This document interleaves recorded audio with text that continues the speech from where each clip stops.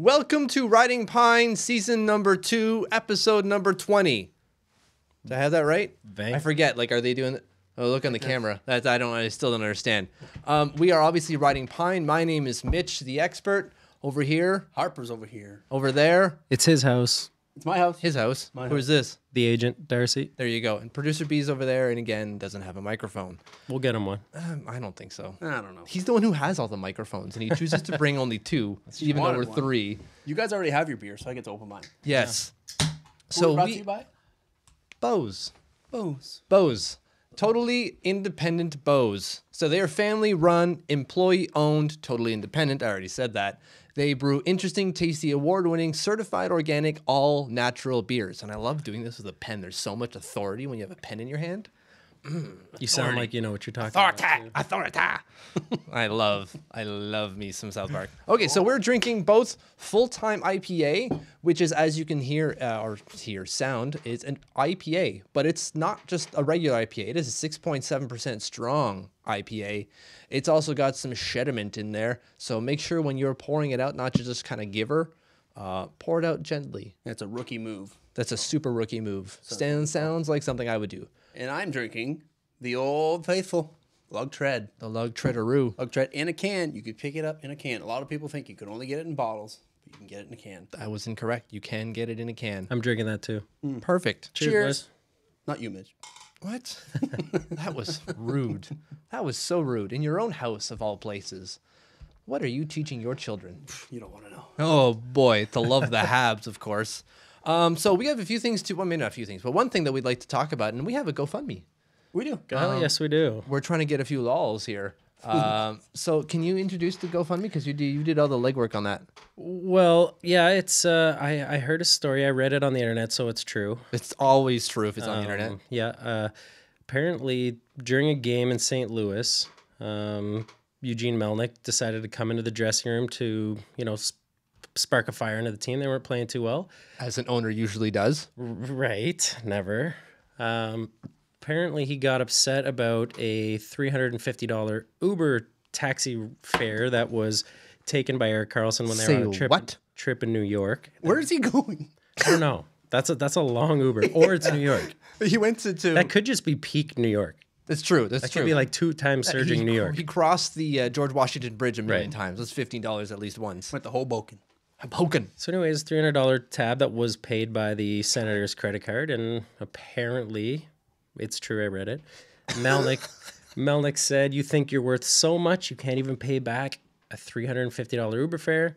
Karlsson got up, walked out, and they haven't spoken since. So the GoFundMe page is based on paying Eugene Melnyk back. We all know he's strapped for cash at this point. Yes. So we're going to give him that $350 back on the one condition that he sells the team.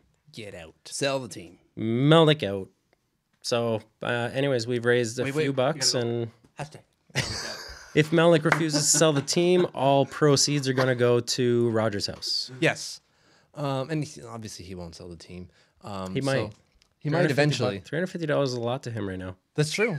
That's what, a leg of a horse? That's a dinner out. A pony?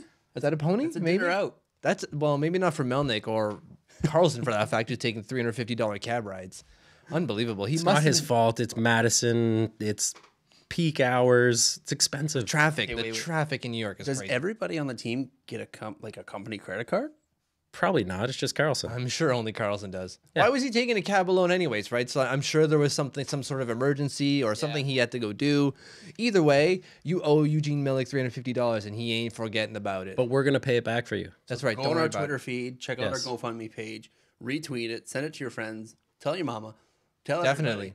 Your mama's got some monies. Reach into your wallet. If it's $2, if it's $5, Yeah. we're gonna get there. $350 is our. It's not a lot, but to Eugene Melnyk, it's a lot.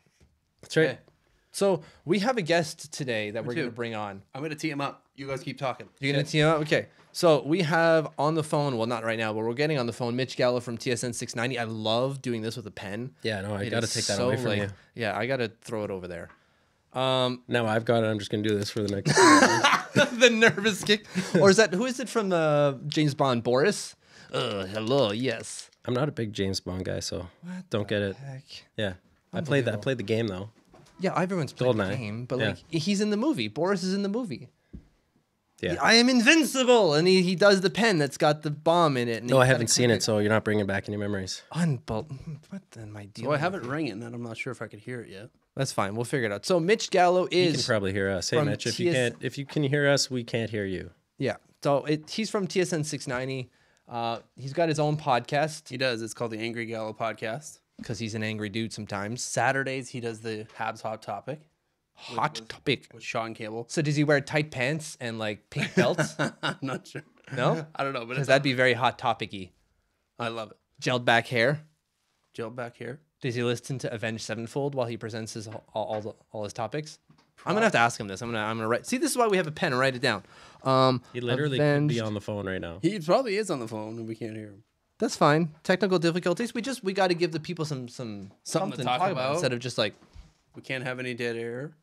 look how boring this is. So, but we chopped this for the actual podcast. Is that right? Well, I don't know. We could Call it B-roll. B-roll. This is our B-roll. B-sides. Sides. So while B does his thing, we'll talk about the trade deadline a little bit. Sure. In terms of players, because we're going to Yeah. talk about trade deadline a little bit later in terms of teams and who won or lost. But I want to get out of you guys your favorite trade. So the one that was the best in your books for whatever. I like the Stastny trade going to Winnipeg. I think that really solidified them.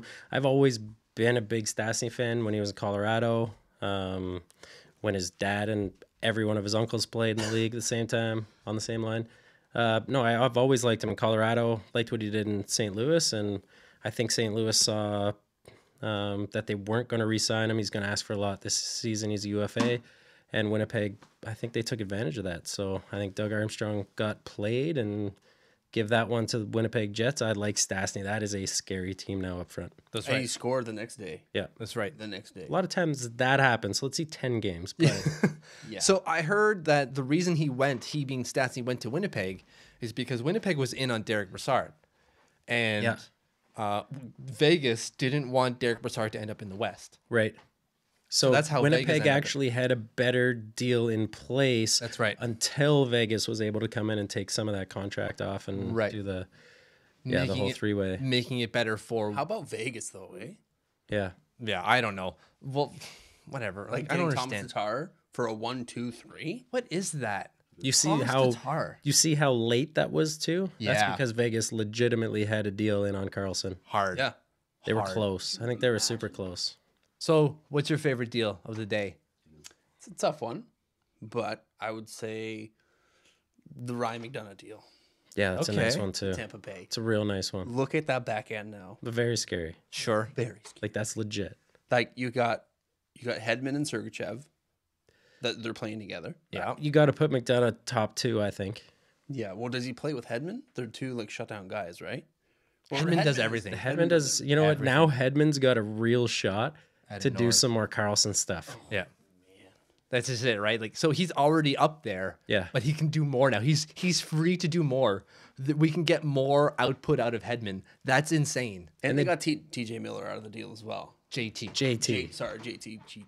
Whatever. That was bad. It was close. It was That close. was bad. No, I've been thinking it ever since I've watched Silicon Valley for the last 5 years. I've gotten those two mixed up. Oh, right. That's actually his name. Yeah.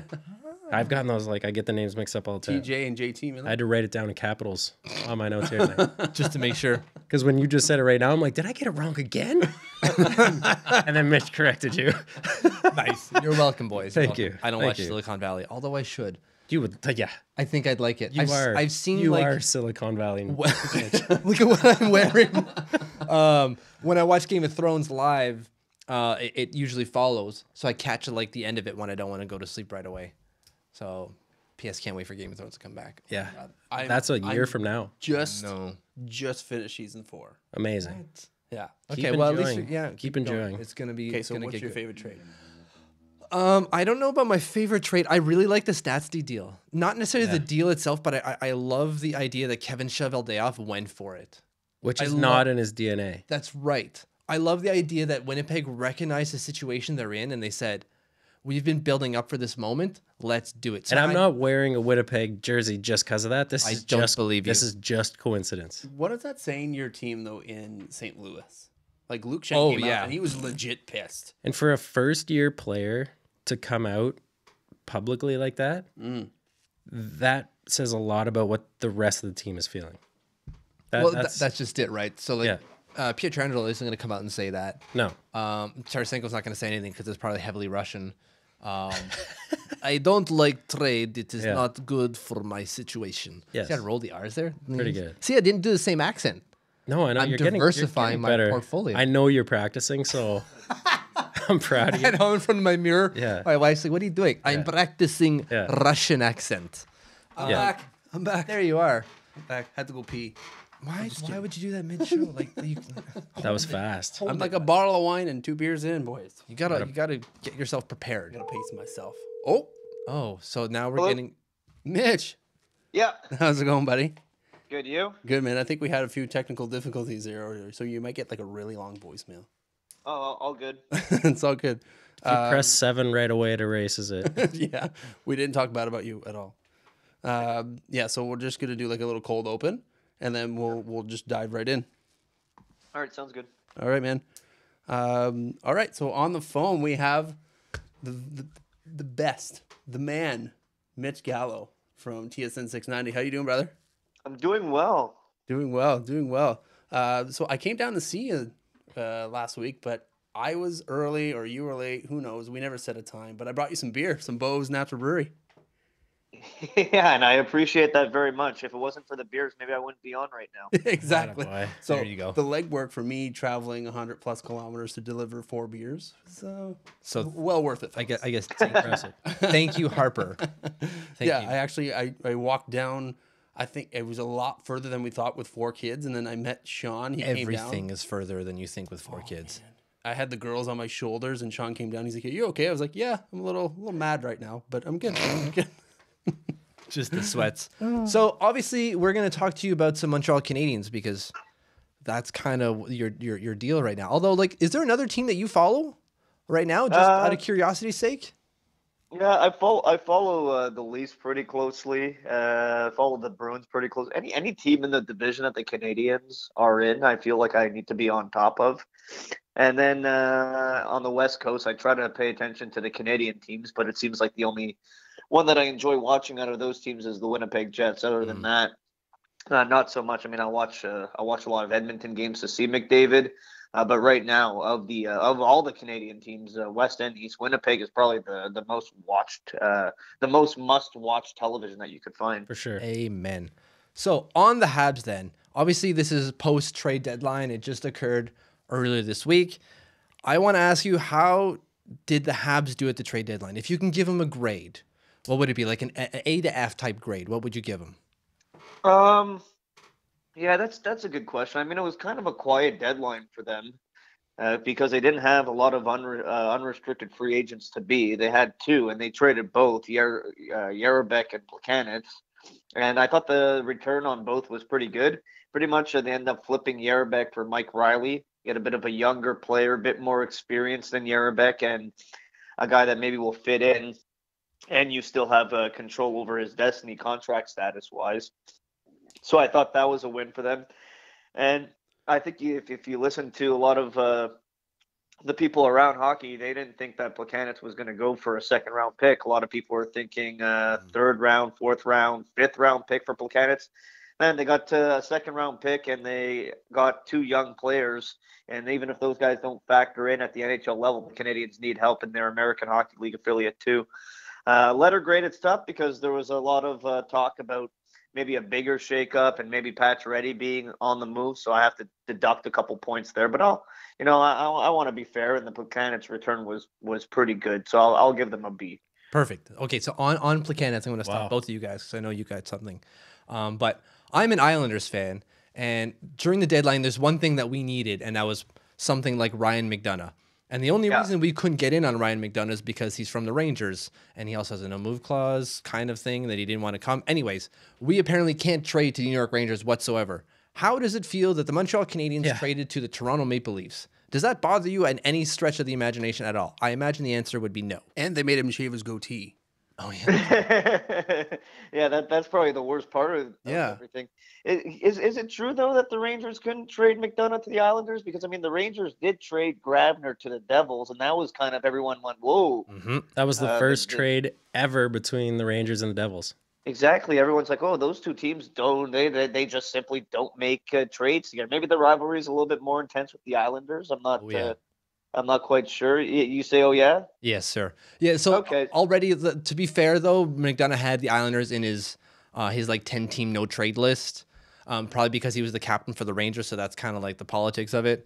But they definitely don't trade. The Islanders and the Rangers have traded twice since 1972, and once was in 1972. So Wow. yeah. Kinda goes to Okay, show. fair enough. But I mean, the original question was Placanitz to Toronto, right? And if Yes. that would bother me, Yeah. I think those kind of things are so silly. Mm-hmm. To get the best deal, get the most that you can get. Try to make your team better. Don't worry. If you're trading the guy, you don't want him anymore, so you should be willing to trade him to anybody.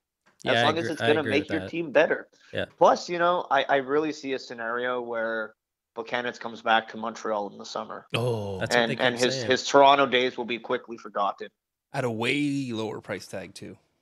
Oh yeah, definitely. I mean, he's going to be a fourth line player on whatever team he comes to in the summer. I just the way he left and the way everything went down, it really felt like it was kind of a nudge, nudge, wink, wink. We're going to bring you back, so get us a draft pick right now, type of deal. I mean, if you've seen Doug Gilmour in a Habs jersey, you've seen everything, right? So like, fair enough.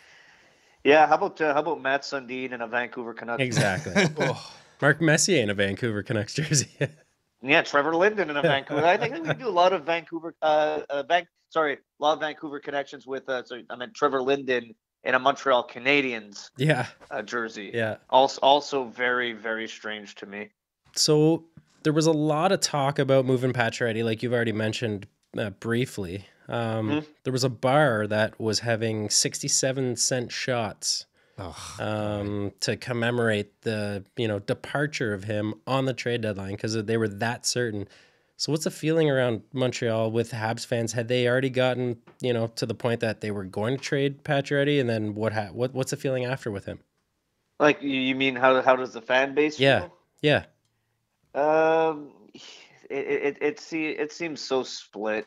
I mean, right now, Hab fans, it really feels like, I know this might sound like a silly analogy to you guys, but it kind of feels like American politics, where just you're either on one side or you're on the other, and the two sides just bicker. So either you're on the pro Pacioretty side or the anti Pacioretty side, and the anti Pacioretty side tends, I think, to be a little bit louder, a little bit more vocal, a little bit more demonstrative. And I think the same applies with we have these staunch supporters of Bergevin and the anti Bergevin. It's like, wow, can we just not find some kind of middle ground and be objective about things?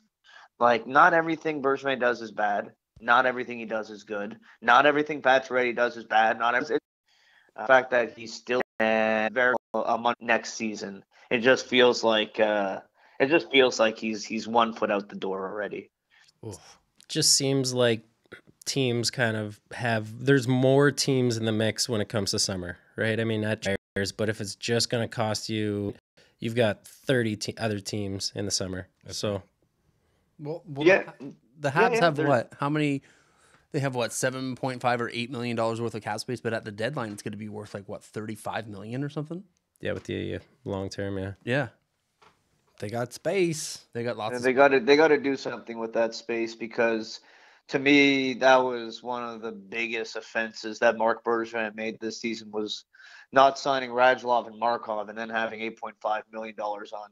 Like, for the Canadians to not spend $8.5 million, that's like a slap in the face. And think about it. Like, $8.5 million is a superstar player. Yeah. Yeah. So that's a superstar player that everyone else is icing that you're not, for no reason whatsoever.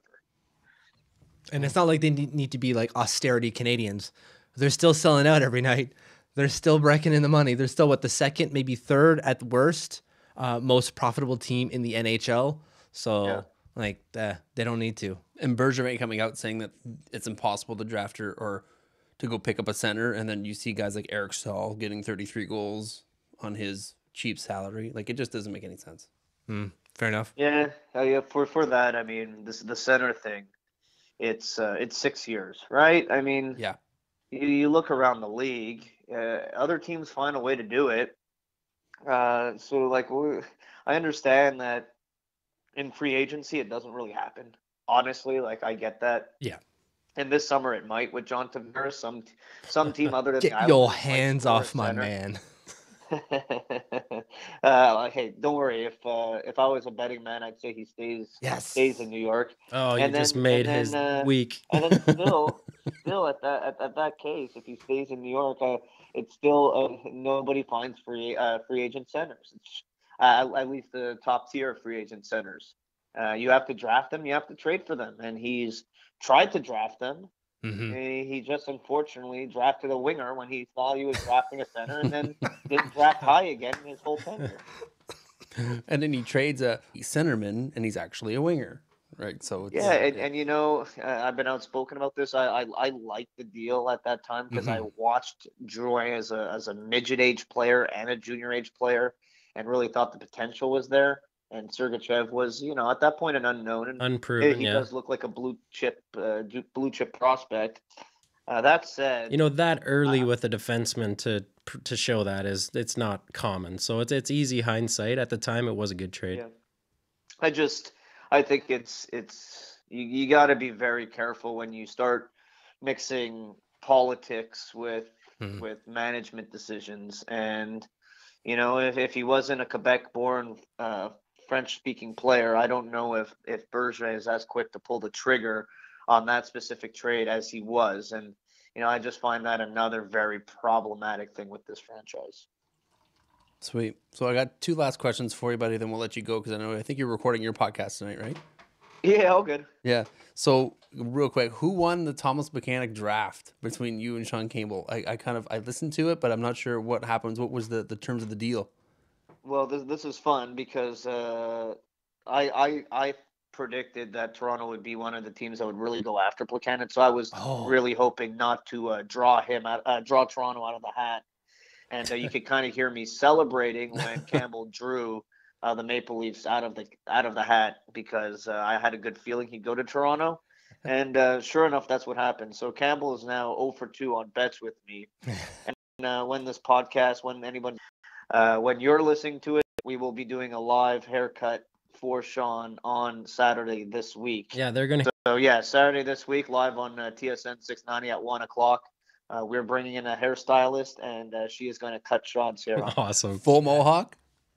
Yeah, if you could call it a mohawk. It's kind of short up top too. It's almost like a shaved head. Is there any way you can figure out a way to live stream it, and we will retweet the live stream? Like we'll make sure people are watching. On TSN 690's Facebook page. We are going to Awesome. live stream. Beauty. That's awesome. Amazing. Yeah. Okay, and I have one kind of fun question for you. So I know how to fix the trade deadline because I find this year was super anticlimactic. He's got answers over here. Anticlimactic. I hated it. I mean, everything happens beforehand. Nothing really happened on the day. What would you do? Because I know what I would do to make it more fun and to make it more more viewer friendly. You know, I try to tamper with the salary cap. Just find a way, and I know you have the retaining salaries, this and that, and I'll just find a way to make it easier for teams to make trades at the deadline specifically. Like give them some kind of cap relief, give them some kind of incentive where they can actually they could spend a little bit more on the cap in the sole purpose of making a trade. Maybe something like that to make it more interesting or more exciting for fans. Other than that, though, I mean, I don't really know. I don't really know how to fix that problem. I'll tell you what I would do. It would be prime time. Trade deadline would be at 9 p.m. and it would be kind of like draft day. Have everybody in an arena, fill that place with fans, and have the guys from the insiders all walking around doing interviews and whatnot, and everybody has to trade one player off their roster, regardless. I would drink myself silly at that event. How fun would that be? See, you know, when you asked me how to fix it, one thought that crossed my mind was make everyone make a trade. Yeah. Like, nah, that's. It's crazy. It's not going to happen, but it would be great. And it can't just be like your 5th round pick for a 5th round pick. It's got to be a roster player for a roster player. Like, let's make it exciting. I like and then we're the WWE in 10 years. Yeah. Could you imagine Gary Bettman get just Gary on the phone? Yes. He'd be saying, "We have a trade to announce" every 5 seconds. He's standing there beside Lou Lamoriello. Lou, you haven't made a trade yet. That's my Long Island accent. It's really bad. It's terrible. All right, buddy. I know you got your podcast to do. We're gonna let you go. What's plug your podcast, and then we'll let you get on your way. Yeah, awesome. It's the Angry Gallo podcast, and you can check it out on iTunes or SoundCloud. Awesome. Right on. Man. Thanks a lot, Mitch. Thanks, guys. We appreciate it. We'll be listening on Saturday. Yes. Right. Tune in. All right. Sounds good. Peace. Take care, buddy. Awesome. Gallo's awesome. What a wicked interview. I love that guy. Gallo's a good guest. It was like he was in studio with us. He pretty like, much that felt was. great. He pretty much was. Yeah, that felt good. I want to be friends. Yeah, I tried to go there. I tried to go there on Saturday, and I tried to meet him. I want to be friends. I want to be friends. I need more friends. You just got the note on the door. Leave it on the doorstep. He's hiding inside. I showed up, and Sean Campbell came down, and he's like, "Oh, he's not here yet. He'll be here in 10 minutes." I was like, "Yeah, I can't wait around." Now, you got your cackle of screaming babies. They're all outside, like, "But what are you doing?" I have 10 children on me. I've got to go. Can I just stay, please? Just give me an empty studio to sleep for the night. All right. I know you love your girls. They're great girls. They're great girls. They're great girls. So we have a segment that we want to do now. It's the second time we're doing this. Darcy is stoked, although he's going to get his ass beat. Oh. It's going to be, I dropped an explicative. That's how much I believe in my case here. Brian just made $2. Is it up to $2 now? Yeah. Yeah, we got to get Kevo on the show. Yeah. Because Brian's gonna get paid. Producer Brian, can I get my device, please? Brian just got like $signs in his eyes when I mentioned Kevo. So we're doing 5-minute majors. So what 5-minute major is we're going to take 5 minutes to discuss, or not discuss, but argue a case. Debate. One of us is a judge, and the judge revolves. And two week of us to week. Week to week. Yeah. Thank you. I appreciate the interjections. You're getting yourself ready, right? During the 5 minutes.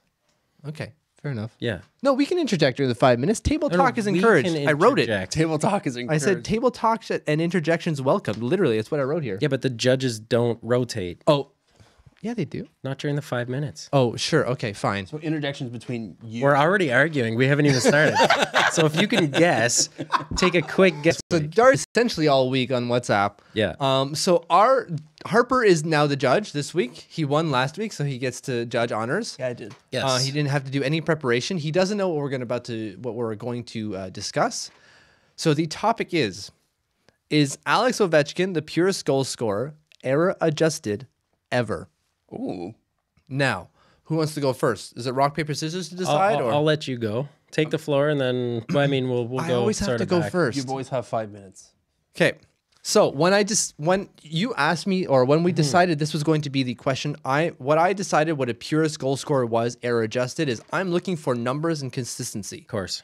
And I sat with Mike Bossy. And so Mike Bossy has 573 career goals across 10 seasons. Right. He's in the Hall of Fame because of it. Of course. Just putting that out there. Yep. He scored a goal every 0.76 games. Right. To whoever you're going to bring up, 0.61. So our deviation from season over season, do you guys know what standard deviation is? Enlighten me. Enlighten me. Okay, standard deviation is not only you have an average, but a standard deviation is how far do the data points within that average move. Okay? We're geeking out hard right now. How consistent is he? We're going deep in geek. That's what the standard deviation will tell you. That's sexual. It is. Just know your audience here. Yeah. So Mike Bossy's standard deviation, Ovi's 0.12. So Right. already, I'm already revealing your argument for you. So good job by you. The inconsistency is damning when in Ovi's prime at 25 years old. Right. Ovi has never hit less than 50. Okay. Except for his final year Right. where his back was essentially broken. Okay. I'm going to excuse Ovi's 2012-13 season, even though he was on pace for 55 goals, because it's just not fair. Because he put up, I think it was 32 Sorry, the lockout season? That's right. He was on pace for 65 goals. It was 55 over an 82 game season, according to my calculations. Yeah, well, yours are wrong. Well, I don't know. Maybe you don't know you didn't know what standard deviation was, so I don't know if you know how to calculate things. So we're gonna show later. We're gonna have updates of who was actually right because I did the real numbers. I also did the real numbers. Ovi has 3 sub 40 goal seasons. Bossy has 1. Right. And it's when he had his back broken in his final year. His final year. So my case is that Bossy scored all his goals in an era where players were routinely and sometimes violently interfered with. Okay. I have to deal with that. There was no clutching. There was no hooking. There's no grabbing. Right. There's with Mike Bossy. And Mike Bossy still did that. Okay. I yield my time. Okay, that's great. That's as good as a mic drop as I can get. It's pretty good. So I will give you that Mike Bossy has more goals per game on average than Alexander Ovechkin's. He literally does. He does. Yeah. Goals per game I took the longevity of Bossy's career and I did the goals per game average and it came up to 3.86 goals per game were scored in Mike Bossy's time versus in Ovechkin's time, 2.76 goals were scored per game. So 1 goal per game scored less. So you did an inflation adjustment ratio is what you did, I did. right? I'm No, also I looking did that. I did that. Don't I'm worry. also looking from Ovechkin's 05 to 16. The most 50 goal scorers there were in those 11 seasons. You see possible counter arguments based on inflation numbers. Bossy is Right. far from what Ovi is. Yeah, I already did that. So I'm ahead of you. Since 05, there have been 5 people in his first year that scored 50 goals or more. After that, there's only ever been 2 in a season that scored more than 50. Ovechkin has scored 7 times 50 goals. This year is going to be his 8th. He's led the league 6 out of his 12 years in goals. Bossy only led the league twice. Okay. When Bossy was in the league, there were 4 guys, 10 guys, 8 guys, 10 guys, 7 guys, 8 guys, 9 guys, 6 guys scoring 50 goals a year. Where there was usually 2 guys, and in 3 occasions, 1 guy, Alexander Ovechkin, scoring 50 goals a year. So you're just rehashing the same argument that there's less goals now than there was earlier, which we already know. Yeah. That's a fact. We already know that. So like you're not really. And You're he's just rehashing he's the same showing argument. absolutely 0 signs of slowing down as well. Everybody says, Ovechkin cannot keep this pace up. How many 50 goal seasons has he had in the last 3 years? 2? 0. Okay, before that he had 2 in a row? Sure, but I'm talking. Okay. You're talking about regression, and I'm showing you there's. You're regression. also talking about in his prime at 25, he had 32 goals. Yeah, he bounced back from then, but 25, he was. How long ago was that? Mitch, How this old is he? year, hold on. This year, 32. Mitch, this year, his career average is 0.6 goals a game.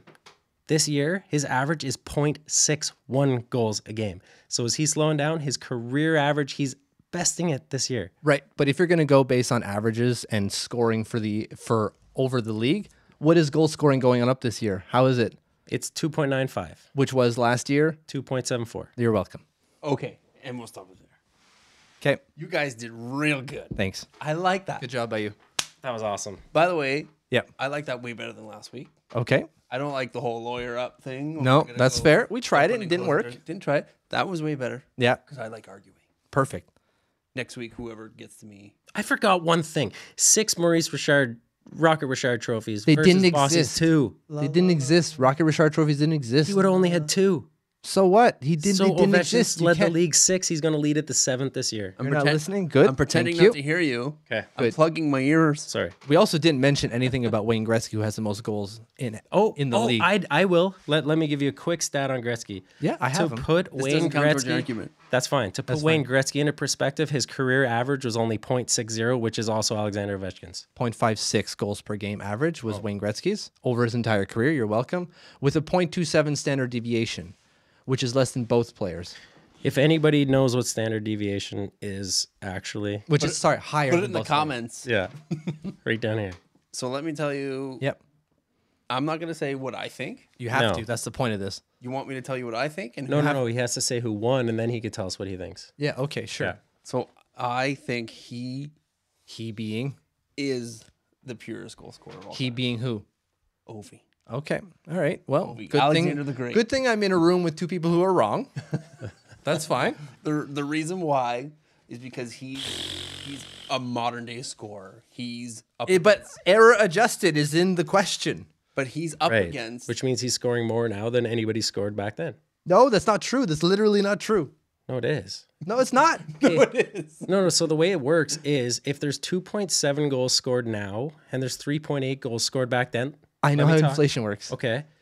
So Bossy's 0.74, you would have to Equates inflate to less. and you would have to equate Ovechkin's 0.6, which is 2/3. You'd have to give him 0.9 goals per Right. game. So what Era adjusted. What I did the math. So in terms of inflation, Bossy has 396 goals.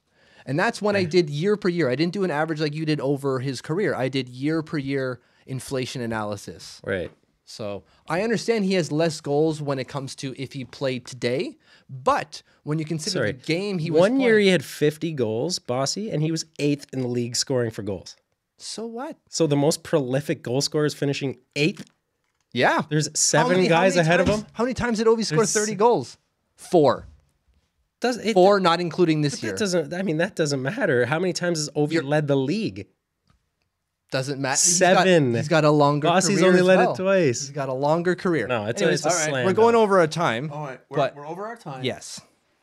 Darcy, you win this week. Unbelievable. Bitch, I promise you might win one week. No, I'm going to keep fighting the good fight, and that's fine. That's fine. I'm not insulted. Would you be the crown in this area? Yeah, you are. Would I be the crown? Like the crown, like you're like trying to put the bad guy away. Oh, yeah, I guess so. Pretty much. If you want to Sure. say that. Fighting the hard argument and winning every time, but not losing. Okay, I'm just going to write it down that I lost. That's fine. I can deal with the loss. Okay. Just my soul is crushed forever and ever. Now but you that's boys, all right. you boys get to go head to head again. Because Why do we get to go head to head? Because we're gonna do Stanley Stumpers. Sweet. Are we? I thought we were going to our winners and losers of the deadline. Okay, let's do that. That's what I have on my running order. I don't know what you have on I don't your have a running order. So there you go. Okay, so our running order says that we're not going to play another game. We're going to play another. We're going to go through another topic, and we're going to go through the deadline a little bit further, where we talked about teams. Or sorry, we talked about players before Mitch got on the phone. Now let's talk about teams. What team won the NHL trade deadline? To you, Harps. To you, Darcy. And I will tell you who actually won. I'm gonna tell you who won. I'm still in argument mode. I got to get out of argument mode. I'm gonna go with the player that was traded to this team. I'm gonna say Tampa Bay. Tampa Bay won Tampa Bay won. Okay. because they got Ryan McDonough and they got JT Miller. Right. Good job by you. Good job by me. It's an upgrade on Nemestikov. It's an upgrade to your top 2 defense, and now they are set for a deep cup run, and they are a scary team. They're scary. They're set for a deep couple of cup runs because this year they really have no UFAs coming up except for Chris Kunitz, and I don't think Kunitz is going to get re-signed. He may. He might, but he's might. replaceable, right? Yeah, he's replaceable. So, and you've got McDonough signed through next year, and you've got JT Miller coming in. He's probably going to be a third line guy for Tampa. He's at a pretty friendly cap hit right now, 2.75, but he's a RFA this year. Control. I think Tampa puts him on a third line. He makes a difference in the playoffs, but not enough for a team to come and give him something outrageous in the summer. I think he's an opportunity to re-sign for a pretty cap-friendly hit. Maybe give him 3 years at 3.5, maybe 4. He's not due for a massive pay raise. No. So maybe 3 years, 3.5. Then you got McDonough now, first line, top pairing, defense. Hard. I think that Tampa won also only because they're going for the cup now. It's not looking at the future. If we're talking about who won the future, I've got a different argument. Who won the trade deadline? Tampa has now reestablished themselves, in my opinion, as the top team in the East.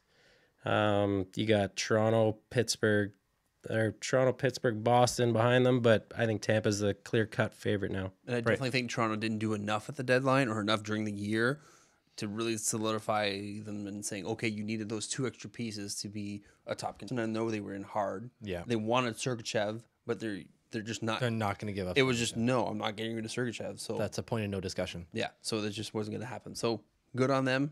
It's going to be my pick this year. So it was interesting that you guys both went with teams that are going to win the cup or should win the cup. I went with a little bit different direction, whereas I picked the New York Rangers, and I tweeted that out earlier today, or maybe yesterday, saying if you don't think the New York Rangers won the trade deadline, then I don't know if you need to be explaining what winning and losing is. They had a goal going into the trade deadline. Shots fired. Where they were going to tank and they wanted to get younger, faster, and skilled. No, I saw that tweet and I agree with you because we're looking at two different things here, right? You're looking at the future of a team. I'm not even, because they've already immediately reached their goals. Yeah. Right? Yeah. Like the fact that they have 3 picks in the first round, they've reached their goal because they're going to pick 3 times. Sure enough, only one of them is going to be maybe a lottery draft pick. Well, it's going to be a lottery draft pick, right? They picked one up from, who is it, Tampa, and they picked one up from Boston. None of those are going to be lottery picks. No. So, but they got 3 draft picks in the first round. And they're going to finish probably 7th, so they've got a shot at a lottery pick. A decent pick, yeah. I mean, they could move up a couple spots. A lottery pick and like 2 Anthony Beauvilliers in my world. I don't know, or Ottawa picked in the later rounds or Montreal picked in the later round, but they still have the possibility of adding 3 blue chip prospects. And that was their goal going into the trade deadline, and they achieved that goal. I think the draft is all about perspective. And perspective to me is a 5th round pick, Jamie Benn. Yeah, of course. You're gonna 6th round, Henrik Zetterberg. Like, give me a break. You know, like it's all about building through the draft. The more draft picks you could have in 1 year, the better. Right, but there's a breakdown that was just released on, I think it was The Athletic, where you look at how many players are in the NHL and where they were picked in their respective drafts, and obviously most of them come from the first round, the second round, and then it's 0% from 4th round onwards. Maybe 2 to 3 from the 4th and 5th. Like the potential is there to get like a Sergei Fedorov in the 6th round. But if you pick in the first round, you're likely taking someone who is maybe not a superstar, but at least an NHL player. So that's the goal. Do you also want to know why I didn't pick the Rangers? Is because I thought maybe the Rangers. Since 2014, there have been 27 players drafted by the New York Rangers. Oh boy. Take a guess at how many NHL games have been played by those 27 combined in New York or elsewhere. Or elsewhere? Anywhere. 27 signed since 2014. So take a guess. Well, how many should be or not signed drafted? 150 games. 150 games would be super low. Yeah. I'm going to say even lower. You're going lower? How about 3? Oh. 3 games? 3 NHL games with 0 points. The New York Rangers have drafted since 2014 27 players that have played a combined 3 games and 0 points. How many of those have been in the first or second round? Well, okay, so they didn't have a first round for a couple of years. There you go. But they've had first rounders. They've had many second and third rounders. But still, Mark Stone was a 6th round pick. Yeah, but again, diamond in the rough situation. But there's not that. I mean, Pajot was a late round pick. He was a diamond in the rough on every team. For sure, there is. Hoffman was a 5th round. Gallagher was a 5th round. Casey Zizekas was a 5th, and Anders Lee was a 6th round. So, I mean, we can go round and round with this. I'm talking 27 picks that have played 3 NHL contests. That's bad. I'm not going to say that that's good. That's why bad. I can't say New York's won because, they've got 10 picks. What are they going to do with them? Well, the odds are, just by the fact that they're picking in the first round, is that they've got 3 NHL caliber players. Now, it's possible that they fail in all 3. Look at Boston last year, right? They had 3 in a row. What, 12, 13, 14? They missed on all 3, and then they missed Barzal all 3 times. All 3 times, and he's going to win the Calder Trophy. Let me tell you, Barzal is something special. I know. I've been watching this guy, man. He's unbelievable. That might have been one of the most explosive goals I've seen. Like the speed, the separation speed against the Habs there. Oh yeah, he made Noah Juulsen look like an that idiot. could have been. That was like Connor McDavid speed. It was. That was I don't impressive. know any defenseman in the league that could stop that kind of speed. I mean, I could Pietrangelo maybe. Chara or he hit him flat-footed, but it wasn't even that. He was gone. He was gone already. Yeah. The second the puck came off that board, he was out. Okay, loser for the NHL trade deadline 2018 edition. I think we have the same one. Yeah. I'm saying all Toronto. 3 of us? Oh, Toronto. Yeah. Loser? Yeah. Because they didn't get McDonough? Yes. That's what you need. Fair enough. Yeah. Toronto's going to be good for a couple of years coming forward, but defense, we all know how important defense is during the playoffs. Toronto's got a legitimate shot this year. They got a shot on McDonough. They didn't want to give it up. I can respect that. They've got plans in the future, but... What would they have needed to give up, you think? Like, what was their Nemesnikov? Because I think that's the one big piece, right? Yeah. What's the roster player that they would have had to give up? A Nylander or a Kadri. For Nemesnikov? Nemesnikov's good. Yeah, but he's like a real deal. He's a 40, 50-point player, right? He's a second-line guy. The Kadri line... And they clearly weren't giving it the second line center. They weren't doing that because they were looking to bolster up their depth in center. They picked Thomas Plekanec is going to be their fourth line center. And I know what we're going to say Thomas Plekanec now, but Thomas Plekanec has that reputation of being a solid center. He's a defensively sound center. He's good 200 feet. Yeah. Right? He's not going to score you 50 goals, but he's good on both sides of the ice. But they would have never given up Kadri. No, they wouldn't have done that. It would have been who's their third line? Their third line center? I know this, but I can't. Komarov? No. I have no idea. No, he's a left winger. No, McIndoe tweeted out the depth chart, and I forget it. Okay. I forget. I'm sorry. I don't know Toronto's third line center. Don't apologize to me. So, sorry, Darcy. Because of that, I'm sticking with Tampa got better. Boston is already better. I'm sticking with the fact Toronto loses first round. Okay. I'm comfortable with that. Still. Harps? Loser for the deadline? I'm the same. There's a lot of teams that didn't make any moves. Kind of like Arizona didn't really do anything. Vegas didn't really do anything. Vegas picked up Tatar. They picked up Tatar, but they gave up a first, second, or third. They did a lot this year. Crazy. Right? Which is, I don't think you should do that, but they still have some draft picks. Montreal didn't really do anything either. They got rid of some players, but I don't really know what their plan is there. Like, I don't know what they're going to do moving forward. All this, like, what the hell is going on there? Like, are you rebuilding? Are you retooling? What's happening? I think it's just question marks around the board there. And then Ottawa as well. So I'm kind of all over the board with this, but I think pick one. Yeah, I'm going to say losers there was the Habs. Okay. Yeah. Good. You're sticking to home. I'm saying Ottawa. Just because they had a plan going into it of selling off. And they kind of achieved that with Derek Brassard. They achieved that with Ian Cole, who they'd picked up in the Brassard trade. Phaneuf. And who else? But they got rid of Thompson in the Phaneuf trade. A little bit more money. Did Wingles leave? Wingles wasn't with us this year. Right. I'm thinking of Dzingles. Dzingles still there. Too many Ingles. Too many Ingles. Lots of Ingles. We like the Ingles. But they had a clear plan of selling off as much as they can, and they sold off a bit. Yeah. But they still kept their big pieces like Hoffman.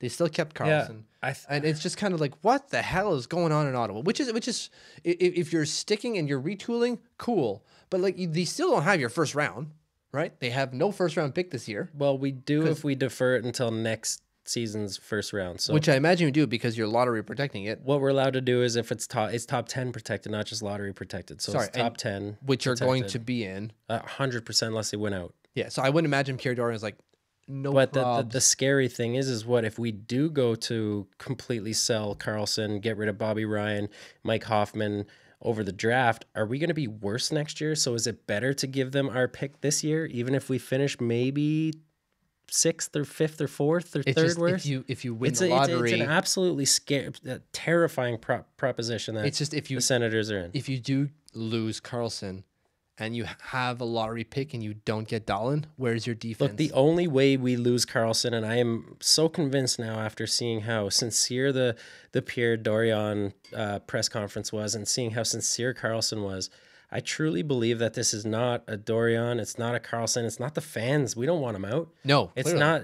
Why would you? This has to be an ownership thing. This has to be the Eugene Melnyk thing. And the only way Carlson goes anywhere is if he comes up and says, I'm not re-signing. And if that's the case, something happened behind the scenes that we don't know about. And then he's gone. If Carlson's gone, I am going to be He didn't pay that now inflating $350 Who else is going to be Uber bill. Brian 5 or 6?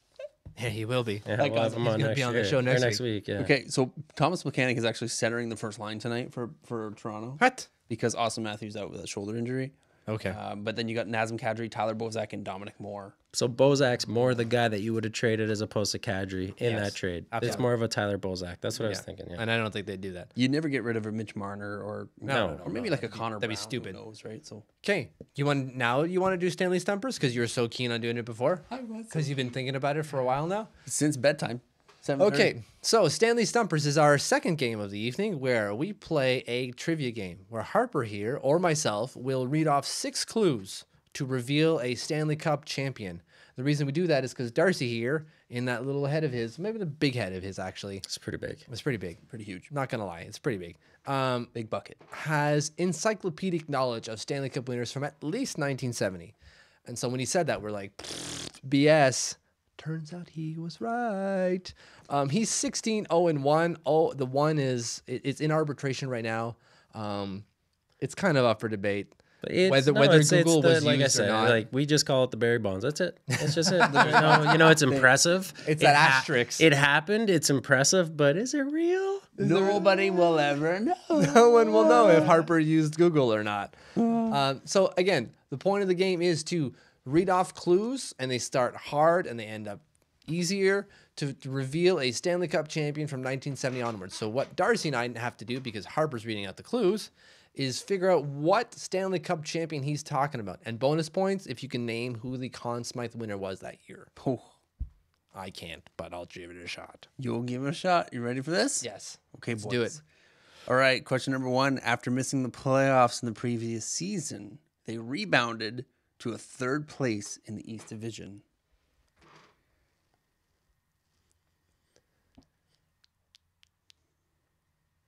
In the East Division? Like just East. Eastern Conference? Eastern Conference? Because there's no East Division. Harper's just winking. He's had too much wine. At some point, there was an Eastern Division. Oh. When the hell was it? Okay, so this is early. We're talking, yeah. Oh, okay. Missed the playoffs before, so they didn't win it back-to-back. So we're talking the 1974 Philadelphia Flyers. No, sir. Oh, I was close. I made him sweat. Did you, the 1975 Philadelphia Flyers? No, sir. No, obviously not, because they would have made the playoffs the year before. That was Next. Our assistant captain That is true, yeah. just turned 82, and he was born on a leap year. stupid. Wait, say that again? Our assistant captain just turned 82, and he was born on a leap year. He also scored the series-winning goal. Okay, he just turned 82. 1970 Boston Bruins. No, sir. What? Was it the 1973 the Montreal Canadiens? Nope. Did they even win the cup that year? I don't know who won the cup in 73. Moving on. Montreal Canadiens did. Okay, I was right. Our opponents last played in the... We played our opponents in 1965, and we beat them then as well.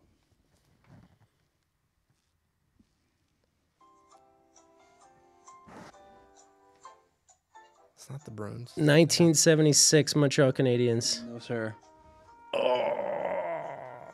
No, I got it. The 1975 Montreal Canadiens? Nope. Oh, boy, this is fun. I got it. I like this. Okay, ready? Both clubs would suffer public controversy regarding coaching performances, specifically accusations of mishandling star players during the series. 1971 Montreal Canadiens. Yes, sir. Oh. I was going to play my music. So 17-0-1 is Darcy on the Stanley Stumpers. And What was the last clue? So the last 2 questions was, following death threats, the coaches... Who were the coaches? Bowman? No. No, Bowman came in. Al McNeil and something Riley. Who was the other team? The Chicago Blackhawks. Oh, okay. So following death threats, the coach and his family were assigned bodyguards for the final game. Wait, in why? Montreal. What did the coaches do? He benched Henri Richard, who turned 82 this year. Pocket Rocket was in his 29th NHL season. And you would have got this one. Our MVP was named to the cabinet in 2005 as Minister of Social Development. Yes. Mr. Ken Dryden. Yes. Good All call. right. Well, good job, boys. Good job, Okay. Darcy. Good job by you. Good Good job by you. I like doing this. Yeah, perfect. You can take it on full time. Then I can study some friggin' Stanley Cup winners because I Full-time. don't know what the heck I'm talking about. All right. So our last topic before we get to our Lock Dog parlays and end this thing is a draft preview, because after the trade deadline, what's more important than the draft? The draft is going to be lit this year. So how many teams are officially tanking? The Rangers, Yeah. the Sens, the Sabres, Habs? Habs. the Habs. Are they officially tanking? I guess they shut Yeah. down Carey Price and Shea Weber. Canucks. Canucks. Who else in the West? I think they need to stop rewarding mediocrity. They need to stop this, everybody needs to tank. Well, that's not mediocrity. That's failure. They need to stop, giving them the opportunity to get the first round pick. Edmonton. You think they're tanking? They're not making the playoffs. They should. They should. I'm okay with tanking. I'm super. If the rule is set up, or if the game is set up in such a way where you should, if you're the worst, you get it. Fine, go for it. I don't care. I don't, because someone's got to finish between that. I think what they should do is they should rotate the first overall pick throughout the 31 teams every year. Ooh, no. So you get a first overall. Oh yeah, so the Arizona Coyotes could have the 31st, then the 30th, then the 29th, and just be terrible for our entire lifetime. Yeah, Pretty much. they'll get one. No, that's a terrible That's idea. terrible. That's terrible. I'm sorry. That's terrible. But you could trade those picks. No, worst idea ever. What are you going to trade him for? A 35th overall pick? Maybe. Like, Seattle and everyone, Houston and whoever else is Just tired of tanking garbage. I'm okay with it. I get it. I understand that, like, it dilutes the product because we have a bunch of terrible teams, but like we have a bunch of good teams. More than half the teams in the league make the playoffs, right? Yeah. So that means more than half the teams are in it to win it. In it to win it. So you're welcome. Just thought that was off the fly. That's how good I am. Just toot my own horn. Woot, woot. So yeah, half the teams are in it to win it. There are 31 picks in the first round, and I wrote a number here, but I'm not really sure if that's accurate or not. And that is split to 18 teams because we saw a billion first round picks being moved at the deadline. I know the Rangers have 3. yeah. The Islanders have 2. Who else has 2 now? Habs have 2. Habs have 2. So there's Colorado will if Ottawa gives them Protected, the Duchesne right? pick, which Right. I don't think they will, but who knows? right. So that's a bunch of picks already on other teams rather than the teams that they're supposed to be on. In the first 3 rounds, the Rangers have 3, Detroit has 6, or sorry, Rangers have 7, Detroit has 6, Montreal has 6, Islanders have 5, Babies. and Colorado is going to have 5 if Ottawa gives them the pick this year, which I don't think they will. That's huge. That's not a lot of other teams coming up to the podium, right? It's always going to be like a few teams coming up. I think the Rangers have put themselves in a position to make a pretty big move. Yeah. In a, There's going to be a lot of trades Whoa. at the deadline. what do you mean? Moving picks for an actual player draft day. I think the Rangers are going to do something very big. Oh wow! I think they're putting a like to address their blue line hole now that McDonough's out. Carlson. you could see a Carlson play, and you could see maybe the reason that Ottawa didn't do it is because they knew Rangers weren't buying. Rangers were selling at the trade deadline. There's a reason we didn't make a play, and unless there's something fixed between, I mean, Eugene Melnick's letter to the fans today was disgraceful. It was.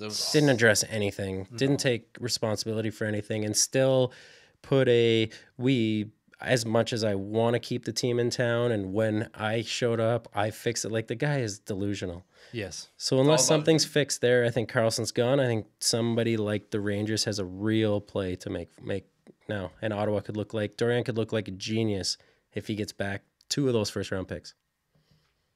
Yeah. Fair enough. Imagine the Rangers have a first round pick and Erik Karlsson. But I would hate that. Why are you? have you seen their depth lately, though? It's pretty bad. Yeah, After but everything the they give up. second you get Erik Karlsson, it changes everything. Yeah. Does It though? should. It should. It didn't in Ottawa. But he's there's just going to other basically swap teams, and it's going to be the same thing. I mean, you Man guys are shows. forgetting the fact that we were a goal away from the Stanley Cup final, Oh, right? And that's please, only because of Erik Karlsson. Yeah. Okay. Agreed there. So when he's world class, he can take a team that far. So yeah, that is that big of a deal. And next year he's going to be world class. This year he was coming off the whole ankle injury and all that see. stuff. So We'll see. Apparently not. Well, who he's knows? looking pretty good. He was looking good yesterday He's been looking good for a long time. since Been like looking good for a Christmas, while. right? So I'm looking forward to the draft simply because we have 2 picks, and I've got, as an Islanders fan, I have nothing else to look forward to because the season isn't great. Although I guess that Matthew Barzal Calder Trophy, that's going to be fun. yeah, It's happening. that's legit. Just but, like- watching that kid every day Yeah. would be unreal. I mean, Besser just scored his 28th of the season. He's playing pretty well too. He is. That's true. To much to We Vancouver's have chagrin. 20 games left, but Barzal the way he's been playing, he's turned into a legitimate superstar already. Yeah, he's exactly. fantastic. All right, enough about the draft because we're gonna have more. We don't know anything about prospects necessarily. We're We're gonna get Pierre Maguire on next week. Talk about where comes up from Chicoutimi, really good. From the And University of Minnesota. his mom is a tailor and his dad is a pianist. Well, we're gonna have Brian on first, Brian 5 or 6, and if we have enough time, we'll squeeze Pierre in. There you go. Yeah, we'll see. We'll see. We're busy. We'll call his. We'll Have his call people your call people, our Pierre. people. This hasn't been mentioned. An 8-4 Boston victory over God. Pittsburgh tonight. And Bergeron was out too. How many goals does Rick Nash have? I didn't see. I'm looking for Saturday's games, but I will go back. Lock, dog, parlay, boys. So every week we do a lock, a dog, and a 3-team parlay. So, and we take only Saturday games. That's what Darcy is looking for right now, and that's what Harper is looking at right now. I can't believe you boys. I had this all written out and ready. Like I said, I don't want to come in prepared because then I second guess myself all day. True. You sound like Kevo. I'm going to go live. Come in prepared. I'm on the fly. That's right, Kevo. Bus just hit you. Oh, I haven't heard of him in a while, or heard from him in a while. I come in pretty prepared. Other than that, that's true. That's the only thing I don't do prepared because I overthink things, and then I just get the place lit up. Yeah. Literally with the lights. Literally. Okay, well then I'll just go and I'll give you my picks for you're Saturday. Prepared. I am prepared. So, although I just wrote it today, lock is the Dallas Stars. That's a fair lock, I would imagine, right? At home, Dallas Stars. Can't go wrong with that. My dog is the Montreal Canadiens because they are le dog poop. My parlay, I have a strategy going on, and so far it's doing all right, is to take 2 locks and a dog. And just so I can at least get some money in instead of just taking a bunch of locks like you guys usually do. It's Tampa Bay. Shots fired. Shots fired. There's a bunch of buses going on. Are we in a bus station? Because buses are hitting people left, right, and center over here. Nothing? Nothing. I got producer B giggling over there, but giggling. nothing from you guys. So We're concentrating. That's right. Who's going to win? Oh, my God. Tampa Bay Lightning. The Los Angeles... I'm going to do this quick just to screw you guys up. Tampa Bay Lightning, Los Angeles Kings, and the Toronto Maple Leafs. You know, there's so many... The reason I wasn't reacting is there's so many 50-50 games right now. Oh, man. Like this Saturday is the game of 50-50. It's all teams that are either in the playoffs or that are well way out. This is tough. So who's ready first? I'll give you mine, and I'm not ready, but I'll give you mine. Perfect. I'm Just gonna go. put the just shoot from the hip. Yeah, I'm going to give you a lock as the LA Kings at home. Perfect. My dog is going to be St. Louis on the road. Yeah. And then... Who are St. Louis on the road to? Pardon me. They're on the road to Dallas, your lock. Yeah, that makes sense. And then my parlay, I'm going to take Ottawa. Ooh, I hate that. Why would you do that? Well, you want to win some money. They're going to bring some money. They're playing Arizona, so like... It's not even going to be money. Ottawa, okay. Pittsburgh. That's always a good game, though. I like that game. Pittsburgh Islanders. But Crosby's scored like 1,000 points. Yeah, Crosby's good for at least a goal there. Yeah. And I'll take the Edmonton Oilers at home. Yeah. Crosby. So what is the team that Crosby has scored the most against? Not just points, but not just goals, but points. Oh, the Islanders. He's got like over 100 points in 50 games or something? It's not even close. Yeah, it's almost 2 points a game, I think. Yeah, it's like 1.96 points a game. I hate when Pittsburgh comes down. I bet. hate it. Remember when he came back from the concussion, everyone's like, how's he going to do? 4 points and that dirty backhand, like oh, man. that in-tight backhand over the shoulder. Sorry, Mitch. I love it. It was incredible. I apologize. I'm really not trying to disrupt Y'all are killing me here. Okay, Harper, give me something uplifting here. Okay, so my lock, Boston Bruins over the Habs. Ooh, your dog bought Montreal? No, the Isles are going to be my dogs because they're trying to make the playoffs. It's a good dog. It's a good dog to pet. Yeah. Parlay, Yeah. Mr. Parlay, is going to be the Coyotes, the Oilers, and Philly. Because I hope you're right with the Coyotes, to be honest with you. At this point, what's the point, right? Yeah. I mean, just it's 2 teams that don't want to win, but there's still guys that need to compete. So Yeah. let's see what happens. Ottawa's got the better roster on paper. Yeah. By far. Okay, does anything you guys want to add before we wrap this show up? Oh, really? I'm good. Good? Man. I'm good. You good? Oh, I'm good. Okay, Mike Bossy is the greatest goal scorer of all time. That is our show. Thank you very much. And make sure to follow us on Facebook, Twitter, Instagram. It's all at Ride and Pine Show. Make sure to go to the website, rideandpineshow.com, and download the podcast from wherever you get your podcasts. And Mike Bossy is the greatest goal scorer of all time. See you later, everyone. No. Cheers. Let's wait a minute. Thank you to Bose. Thank you to Bose. Click here. We love her. Right over my Mike Wisniewski face.